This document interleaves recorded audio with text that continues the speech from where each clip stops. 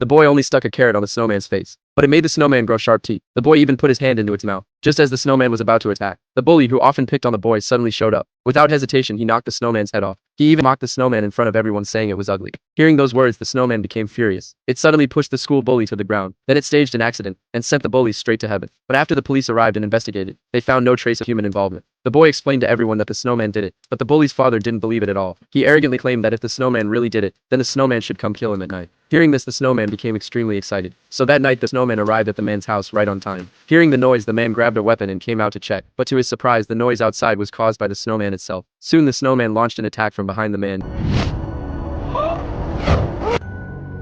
Then the snowman quickly entered the house and stuffed a metal ball into the woman's mouth. Finally, the woman was hung on the Christmas tree. But just as the police rushed to the scene, they were shocked to find a snowman blocking the road. The officer reluctantly went to the trunk to get tools to move the snowman. When he looked up, the snowman had vanished just as he closed the trunk and prepared to leave. The snowman had already shifted into reverse and hit the gas. But the real danger was only just beginning. The water in the woman's bathtub began to freeze rapidly. She was soon frozen in place and unable to move. No matter how she struggled, she couldn't escape. Soon a snowman grew out of the bathtub. It grabbed the woman and slammed her hard against the wall. Terrified, the woman could only scream for help. But a passerby thought she was just waving at him. And soon she was sent to heaven by the snowman. Her boyfriend, awakened by the noise, got up to check. He didn't know the snowman had already set its sights on him. Facing this situation, he didn't back down. Instead, he grabbed a weapon and fought back, but he couldn't hurt the snowman at all. Before he could react, the snowman fired a deadly ice spike at him. He was sent to heaven on the spot. News of the snowman spread quickly through the town. It drew the full attention of the local police. But just as they were searching for the snowman, it suddenly appeared right in front of them. The officers quickly opened fire, but they still couldn't harm it. Their attack only made the snowman angrier. Everyone rushed into a safe house, but suddenly seawater flooded in through the door cracks. Before they could come up with a plan, the seawater instantly froze and formed a snowman. They had no choice but to run for shelter again. At that moment, the detective came up with a good idea. He grabbed a hairdryer and switched it on. The snowman couldn't stand the hot air blasting at it. It struggled in agony under the heat. The detective rushed forward to finish it off, but he accidentally pulled out the power cord. To prevent the snowman from escaping and hurting others, they gathered a lot of flammable and explosive items. They threw everything into the room. Then they ignited the gas inside.